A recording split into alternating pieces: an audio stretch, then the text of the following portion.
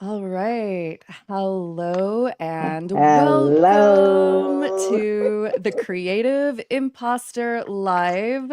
This is our very first Creative Impostor Live with a fabulous guest. And I am your host, Andrea Klunder, if we have not met before. And I particularly wanted to invite this week, our launch week, I wanted to invite people who I personally know and love and trust to share with my audience and to give us a good first week, despite whatever challenges, learnings may arise from doing this live show. For example, one of the platforms that I said this would be available on is Instagram. And right now, Instagram is not showing me the little button I need to go live on that platform. So I don't know what Instagram is doing, but let's try this real quick and try this real quick. Let's remove this destination.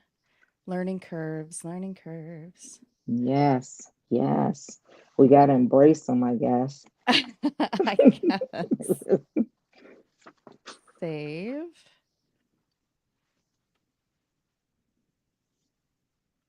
Hmm. It may not be on Instagram today. We may be a YouTube, LinkedIn only situation going on. And if that's what it is, that is totally fine with me. All right. So, official welcome to the Creative Imposter Live. I'm your host, Andrea Klunder. I have with me an incredible first guest who is Lisa Lackey. And I could say a million things about Lisa, but I'm gonna read her LinkedIn. Isn't that lame to read somebody's LinkedIn bio? Yeah, you know. I And like it though. You have a good one. well, do I? It took me probably about 20 times. All right. So Lisa Lackey is an executive resilience strategist, helping leaders prevent burnout and achieve sustainable excellence. Lisa's also the founder of Insideout Living and has been a therapist for many years. And Lisa, I got to know Lisa's personality, Lisa's philosophy, Lisa's messaging, Lisa's purpose pretty intimately when we were working together on her podcast project a few years ago called Inside Out Conversations. Yes, yes. Yes. And Lisa's one of the wisest people that I know.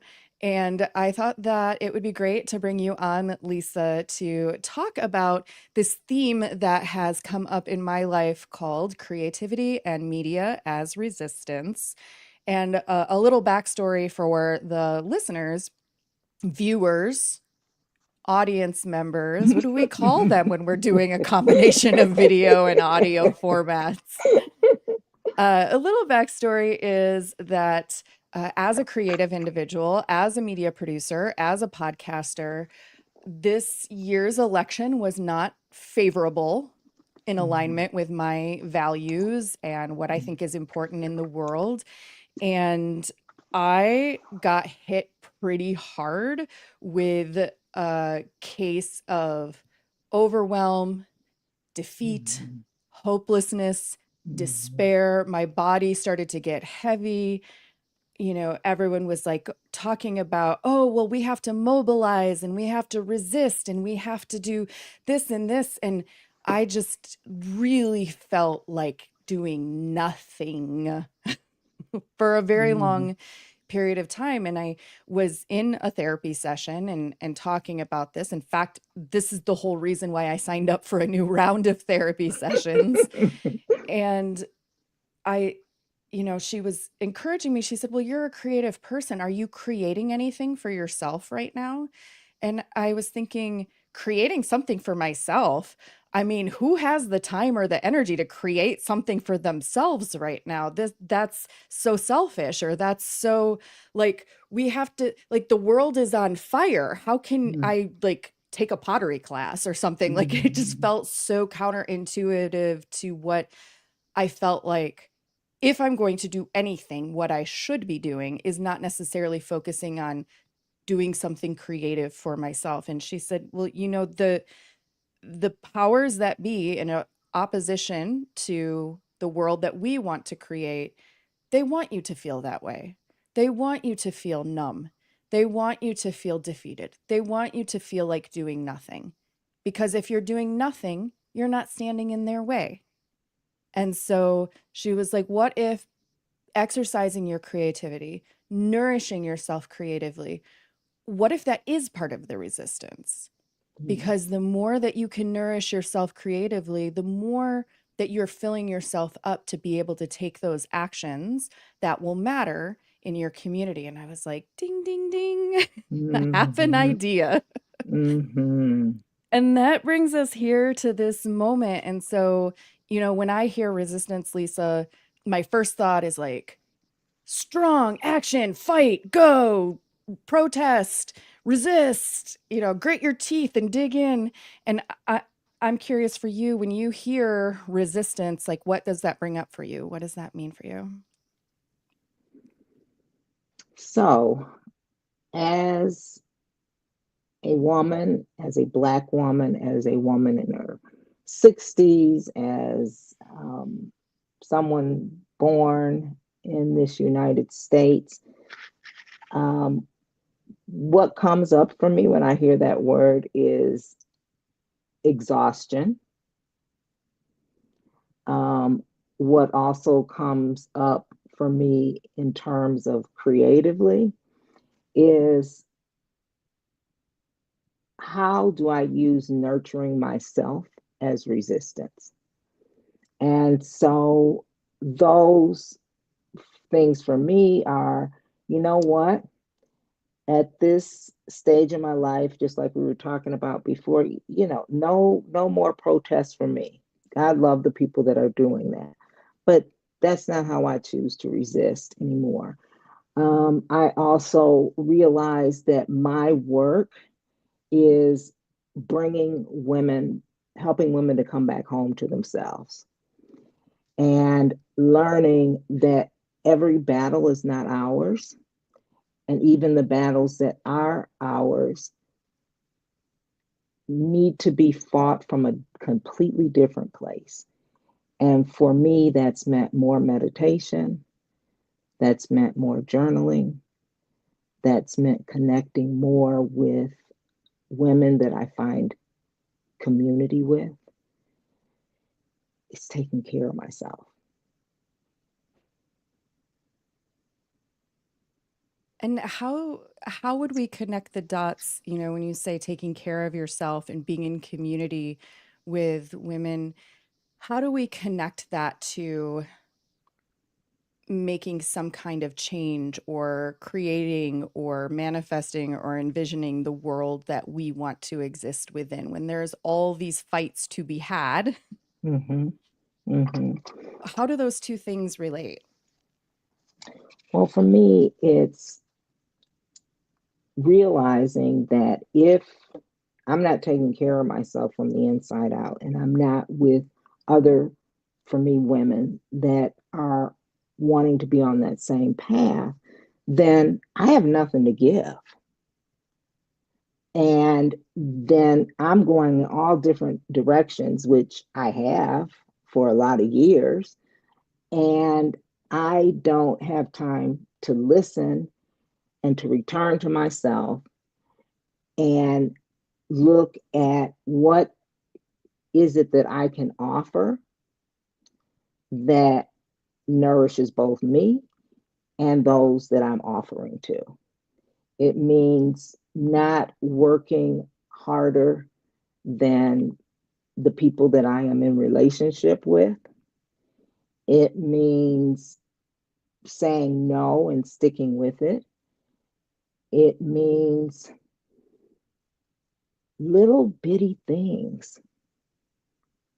And sometimes that's drinking my tea slowly. Sometimes that's supporting those that are out on the front lines in a different way. Um, because I think, we can go one way or the other.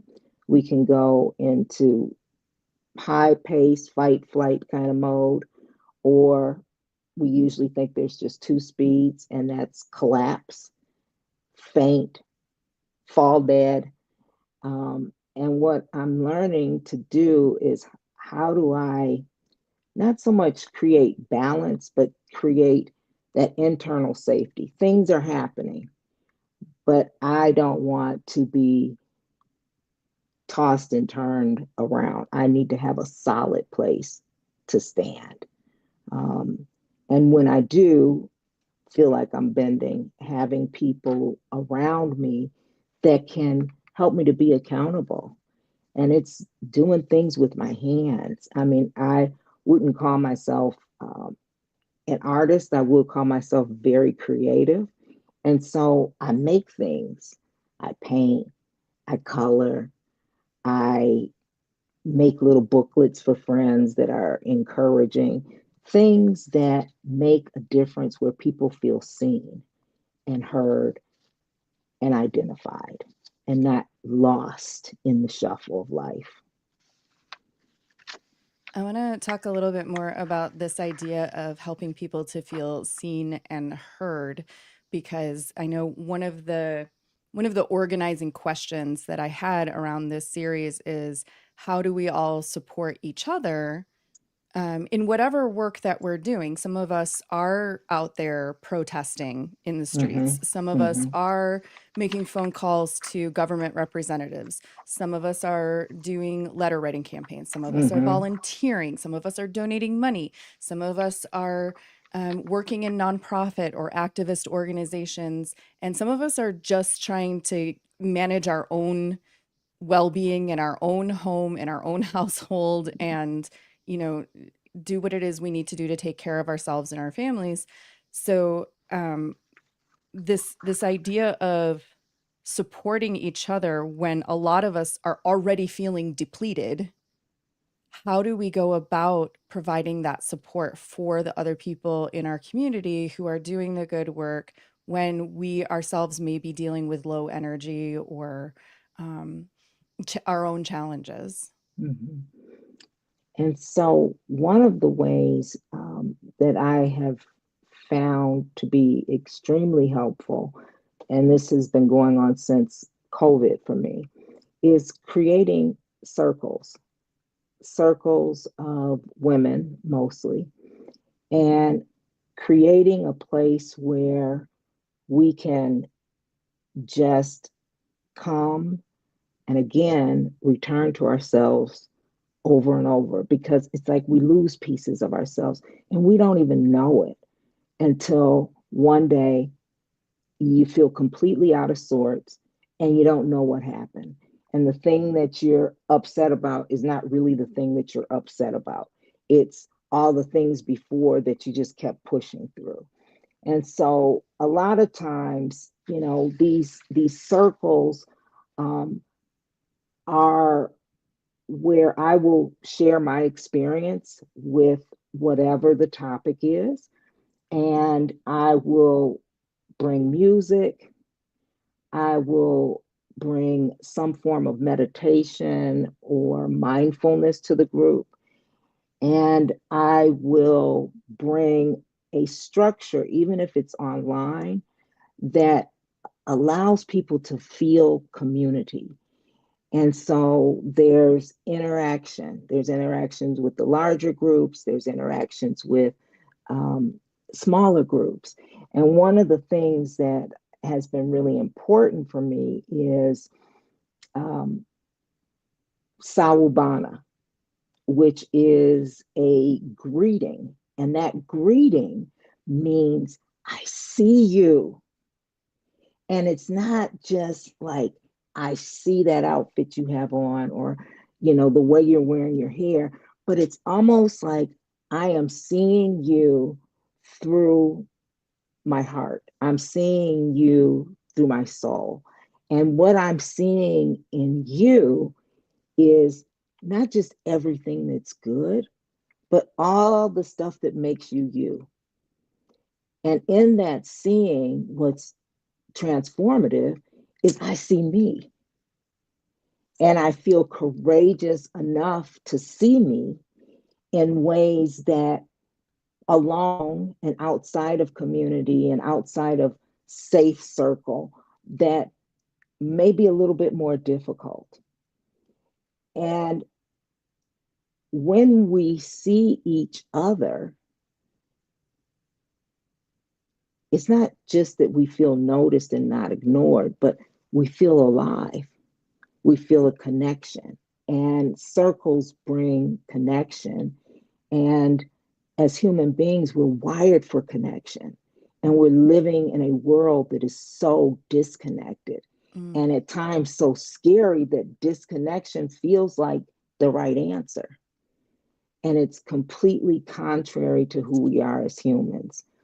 And so I create those groups. But the backstory is I create those groups because I needed groups like that. And I Yeah. still need groups like that. And it's like, okay, if there's not anybody that I know that is doing this or that I've heard, why not me?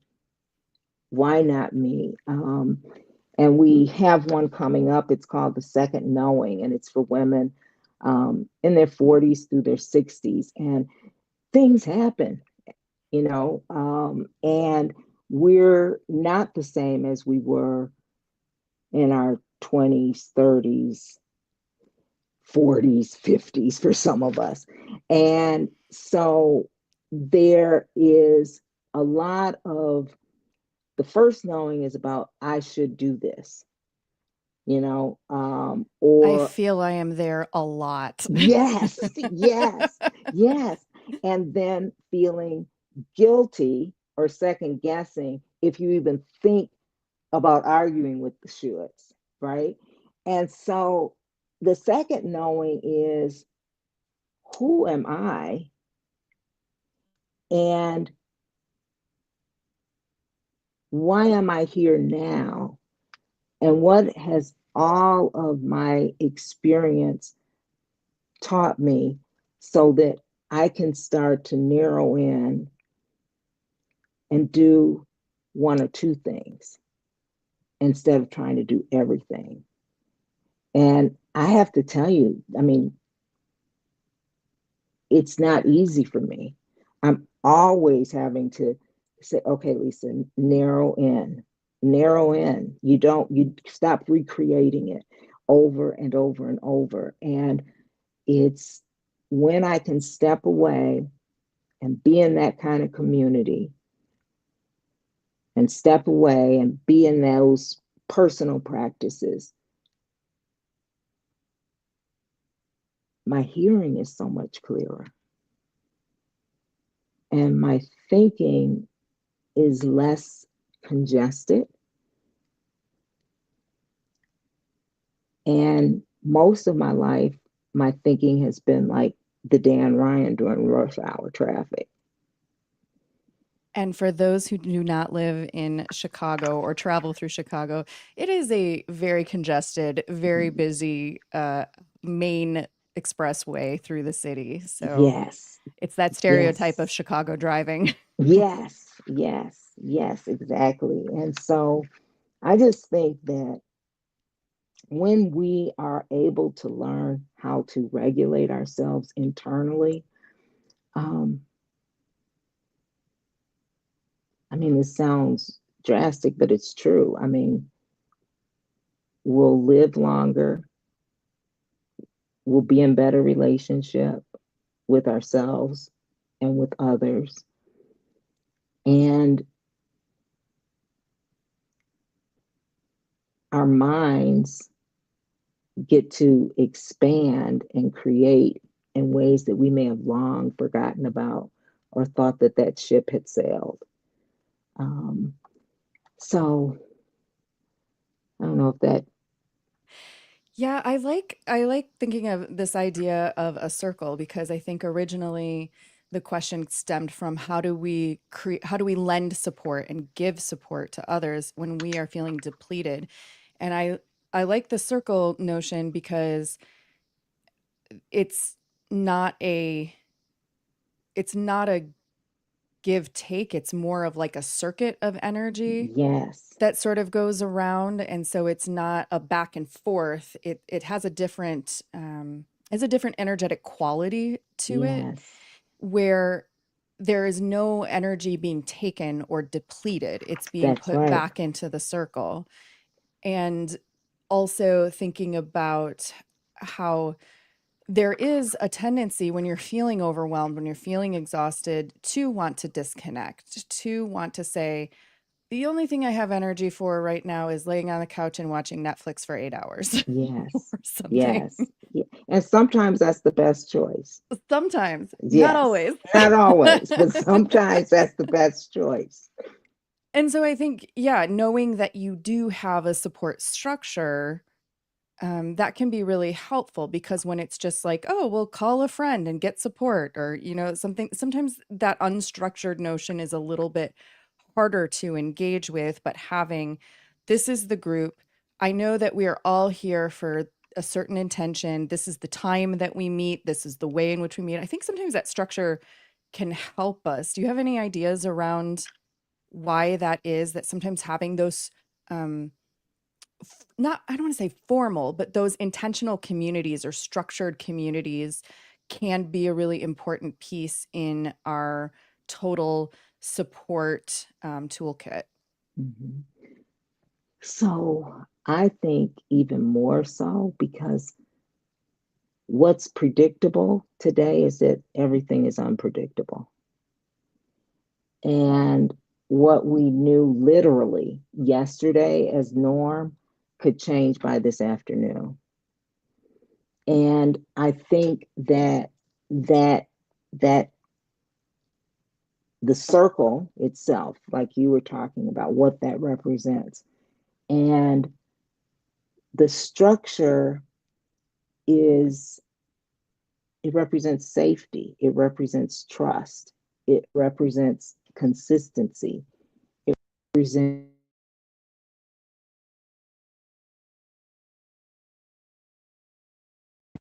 someone's going to be there, even if the whole group is not there. And that structure is even laid out through the format. So the format is the same every single week. And so you don't have to think about it. And I think that there is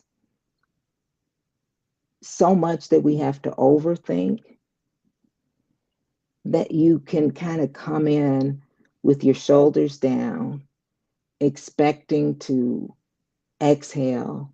You can expect that if you can participate as little or as much as you'd like, and that we're not coming in as whatever our titles are in the world, but as women joining, collecting ourselves, collecting each other, and honoring the sacredness of the circle. And I know that you mentioned a little bit that it's coming. Well, okay, first of all, this phrase, the second knowing, I love it because it sounds so like, I don't know, like so metaphysical or something. Like it has Mm. like a little air of mystery to it. It speaks to that idea of wisdom. Where did this come from? And did it just come out of the ether? Did it, where did this concept come from for you? Well, um, I don't think that it's new. I think that it's evolving. And for me, there are practices in my life that have to be mostly consistent. They're not perfect, but mostly consistent. And for me, I must have time to myself, um, because I'm easily distracted. I must have time for meditation, and that doesn't mean I'm meditating for, you know, 15 hours a day. It means sometimes if it's 5 minutes that I have, I need to do that.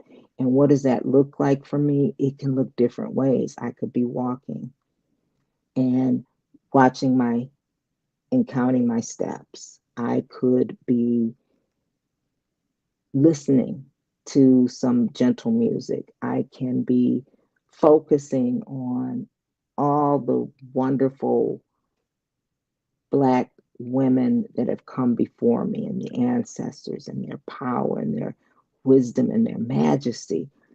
I can write. And so for me, in those times, there's a knowing that I get in touch with that's much deeper and more expansive than when I'm just trying to figure things out up here.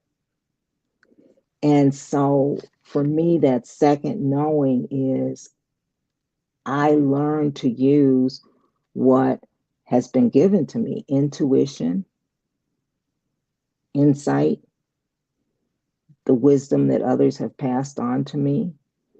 And so I can run things through those filters rather than the limitation of my brain. Um, as a person that has been a therapist, was a therapist for a long time, and now a coach and facilitator and speaker, like being in touch with my body has changed everything because the knowing comes in through my senses. And if I'm just living from here to here and I'm running around in my first knowing, doing what I should be doing what other people think I should, all this stuff, then I'm just here to here. And I'm not aware of what I call the bigger brain.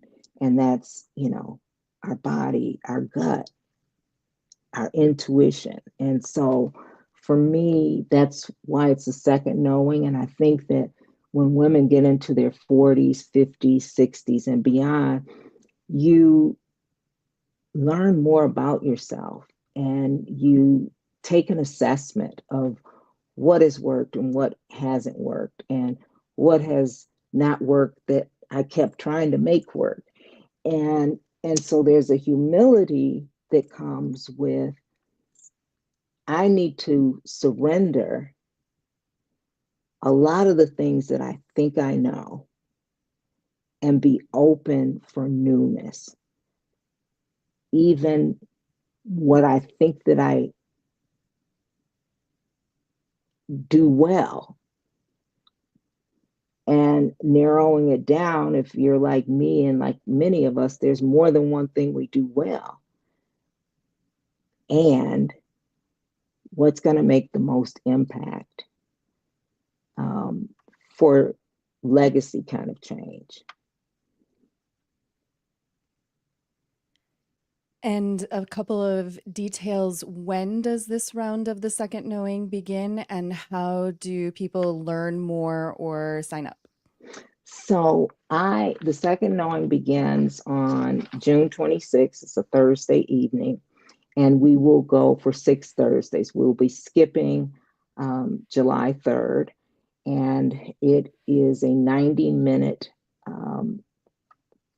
circle. And the information you can find by looking at the link in my LinkedIn, and also the link in my Instagram. And that will give you everything that you need to sign up and to be a part of that. And it's about going in. It's not about so much external stuff, but really catching up with yourself and returning to yourself and collecting pieces of yourself. And of course, we'll share that link in the comments for these posts and also in the show. Well, this might come out in the podcast feed after this program has already begun, but definitely in the posts here, we'll put it in the comments so it's there. And also, uh, I know that something that you had mentioned before we started recording was in terms of that internal and external, that sometimes this hustle or this drive that we feel that kind of can become overwhelming um, is not always an external, it's not always external factors coming towards us, that sometimes it is that internal um, something inside that is like pushing us too hard Yes. to kind of do, go, achieve, resist, fight, make known, whatever it is that Yes. it is telling us that we, quote, should be doing. I wonder if you could speak a little bit to the internal versus external factors that push us into this kind of depleted, frenzied state at times. Well, I'll start with myself. So I have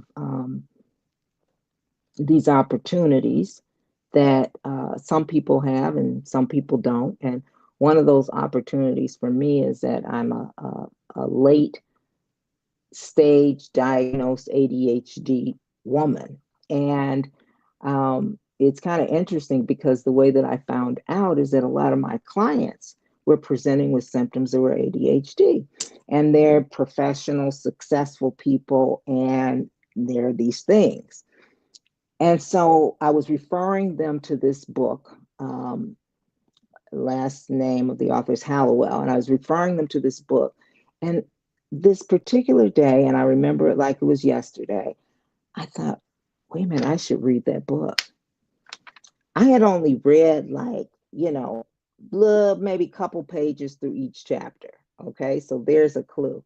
I never read books cover to cover.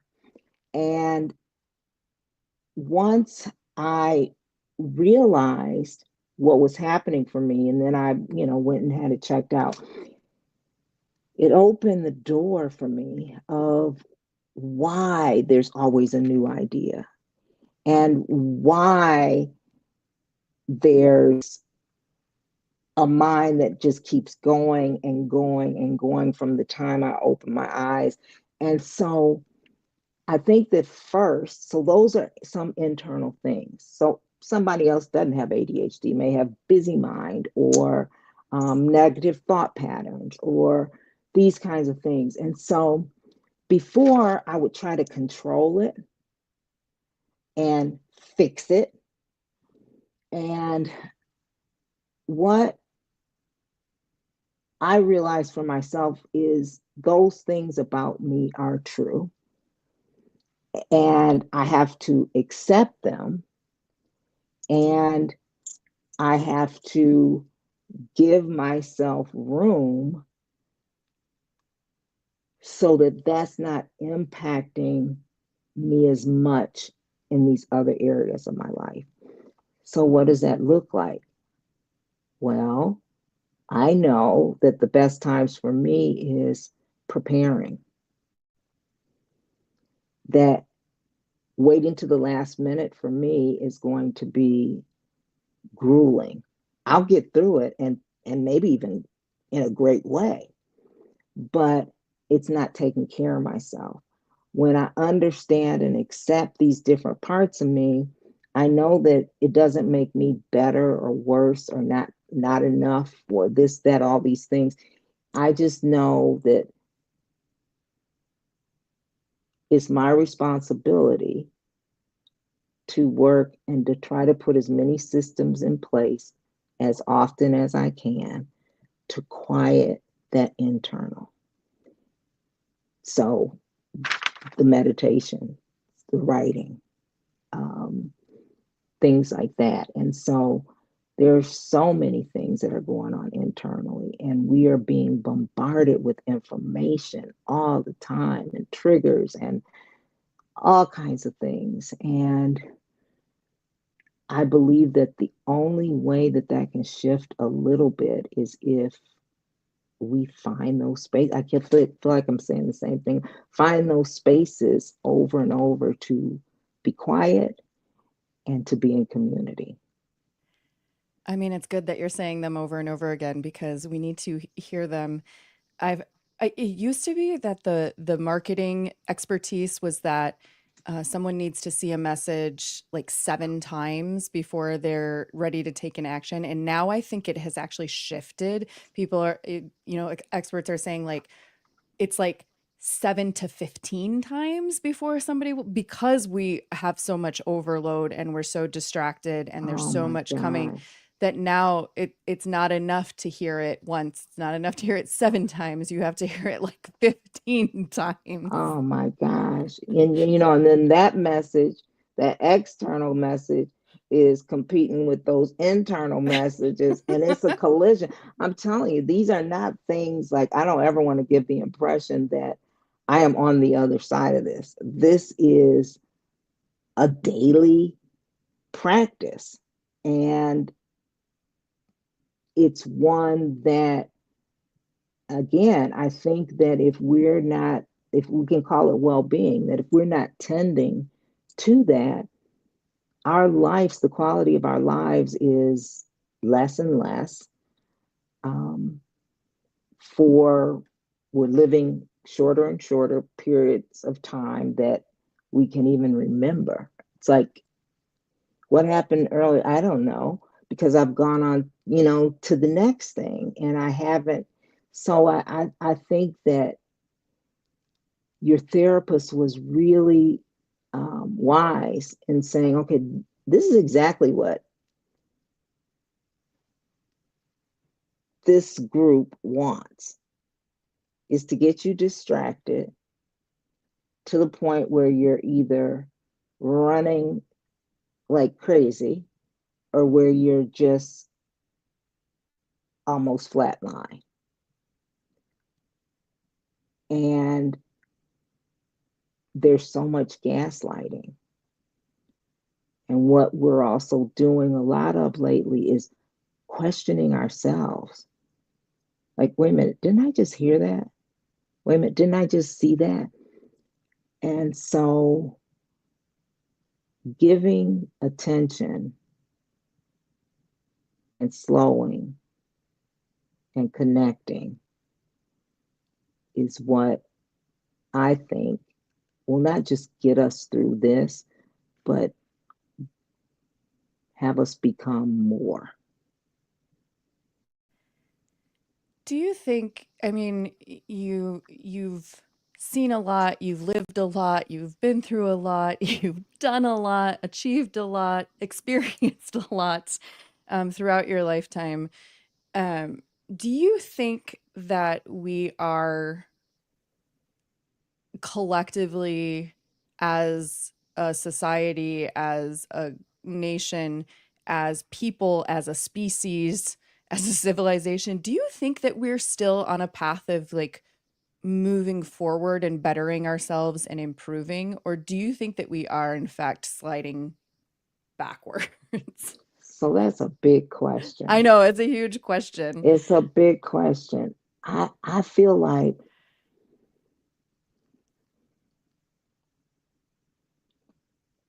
again, I feel like people that are stepping back and returning to themselves and listening on the inside, tapping into that second knowing, we're sharpening. Mm. Um, and it's hard, and it's progress, not perfection. And I believe that a lot of the stuff that we're seeing um, is, you know, grown-ups acting out. And we're seeing the gaslighting, and we are seeing people's trauma responses. We're seeing them live and not necessarily, almost being delusional about their own thinking and health. And there's not a lot of accountability. And so I think that there are those that are standing firm there, because power and control is the most important thing for them. And I think that there are a remnant of people that are seeing through that and changing from the inside out. And resistance doesn't always have to be loud to make changes. And so I'm not without hope. And I also know that we are in a place where if you're separated from yourself, you're not going to make it. And you can't stay connected to yourself without being connected to other people. The last question that I have for you around this, I think it's the last. I always say last and then something else pops into my mind. The last question then is, you said that you're not without hope.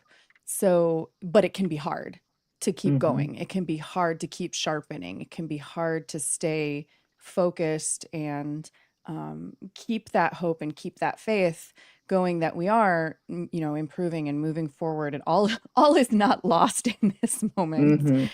Mm-hmm. So why do we keep going when it gets hard or when it feels hopeless? Why do this at all instead of just throw our hands up and say, well, 8 hours of Netflix on the couch is it, and that's I'm not doing anything harder than that.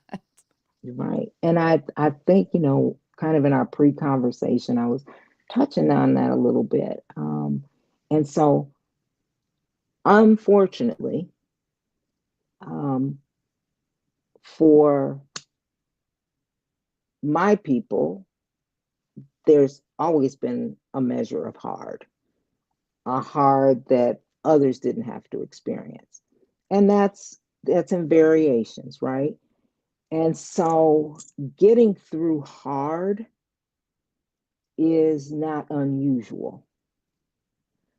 Getting through hard and preserving who you are and preserving the essence of who you are is what can be challenging. But we keep going, or at least I do. One, because finally, in my 60s, finally, and I'm a late bloomer, I'm not chasing a new version of myself.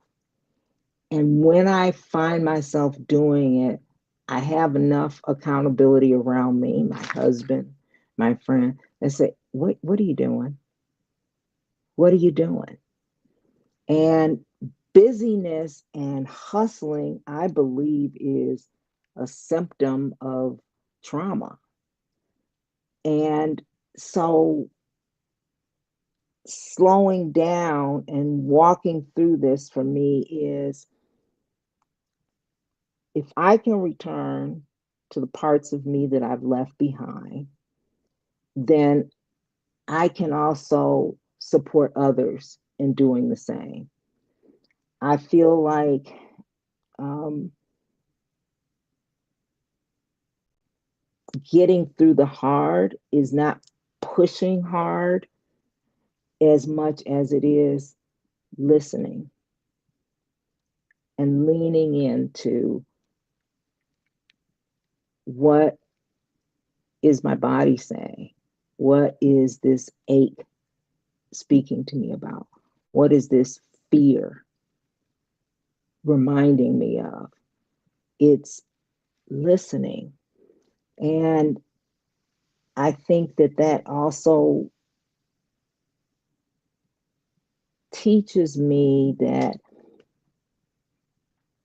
even if you're going through hard and hard bruises you, bangs you up, sometimes has you laying for 8 hours watching Netflix, sometimes has you screaming at the top of your lungs and wanting to just shake somebody.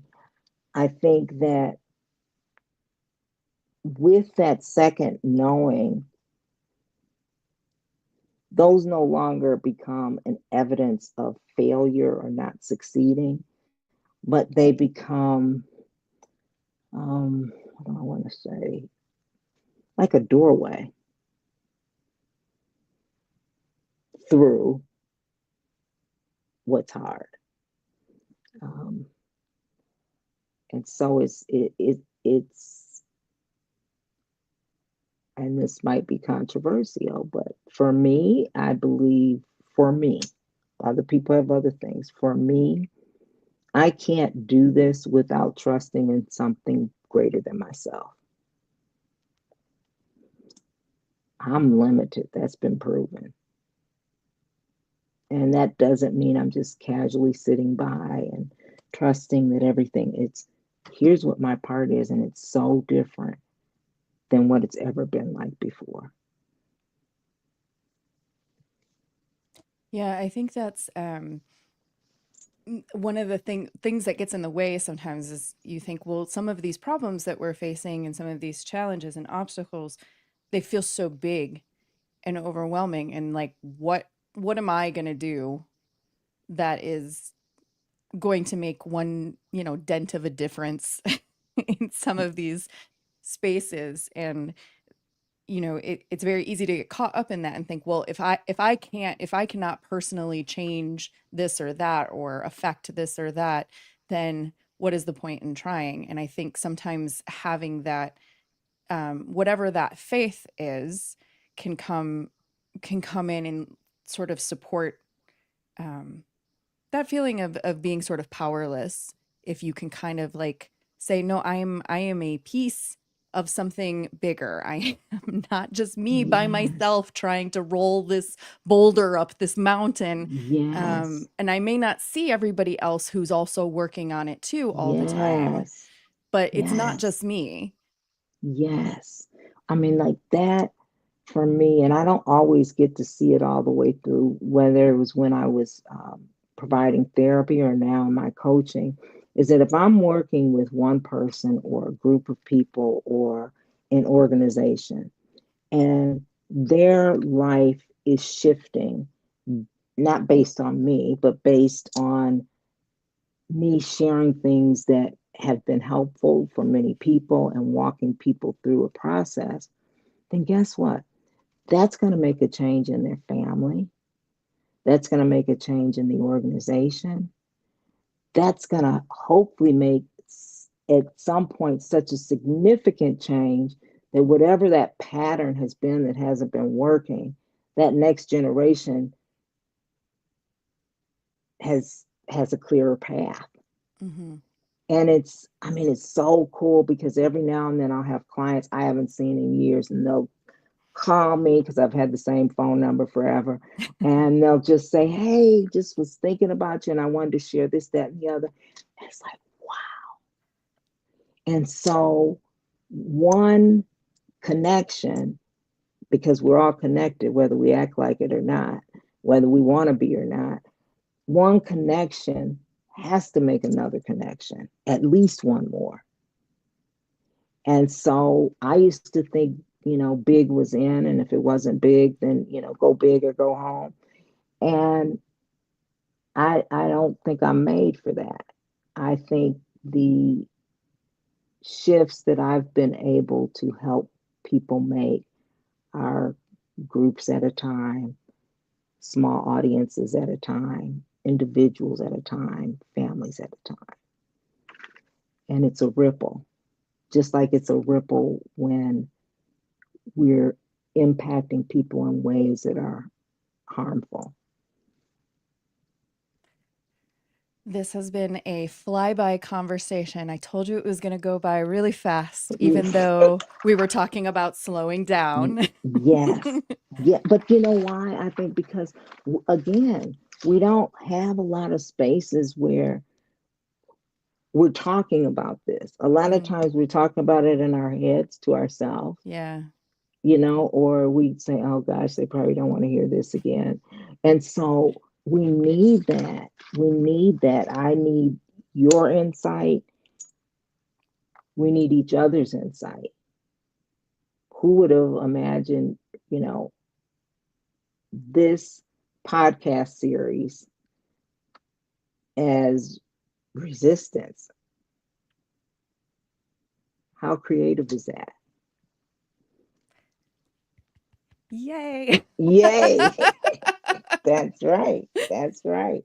And so, I just want to say that that second knowing, and I'll say this, and it's um, I don't share about things I don't believe in, and I usually don't believe in things that I haven't experienced. And so the thing about the second knowing that I really want people to hear is that hopefully it becomes a reminder that our purpose isn't to grind or to shrink or to prove, and that mostly we are here to remember who we were before we digested all of that crap. And I think that the other thing is that if we're here to build the world that we long to inhabit, which was one of the things that you had talked about, we can't afford to not be in spaces that bring us to quiet, that bring us to internal reckoning. Um, and sometimes, again, it's not always a megaphone. It can be a whisper, a small thing that can make a huge impact on you and those that you impact. And so I'm hoping that women will come and be a part of that. Because I think when we get together and it's safe and it's sacred, there's so much wisdom and healing that comes from it. That is a beautiful place to close our conversation. Lisa, thank you so much for Thank taking this you. time and hopping on video of all things with me. I know, you guys. I'm like, wait a minute, we're on video? I have 5 minutes to try to put on some lip gloss and a necklace, every conversation with you is a conversation that um, fills me up and makes me think again. Awesome. Creative Impostor audience, you can find links to follow Lisa on LinkedIn and Instagram in the comments for this post, wherever you're watching this. And also, you can learn more about the second knowing with Lisa by following her in those two places. And we will also link to that as well. Thank you for joining us for this series on creativity and media as resistance. We have this week, since it's launch week, we actually have 3 sessions: Tuesday, Wednesday, Thursday, all at 3 p.m. Central. And then following that, we're going to continue on once per week on Thursdays at 3 p.m. Central on LinkedIn, YouTube, hopefully Instagram if it will play nicely with us. And the replays will also be available definitely on Instagram, not Instagram. The replays will definitely be available on LinkedIn and YouTube. So I would love to get your input and hear your thoughts as you move your way through this series with us. Thanks again, Andrea. Thank you.